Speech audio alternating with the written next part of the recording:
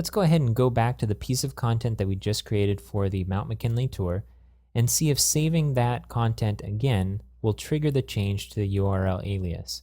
This is actually the first time that we've needed to access a piece of content that we've created that doesn't have a menu item.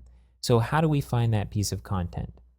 Well, we could click this Find Content link in the shortcut bar, but let me show you the permanent location for this link. Go ahead and click on Content in the admin bar. And this takes us to the page where we have all of our content listed that we've created. And we have some options for filtering out our content based on a number of different parameters. Let's go ahead and take a look at this real quick. We can filter based on status. So for example, all published or not published or promoted or not promoted items. We can also filter based on type.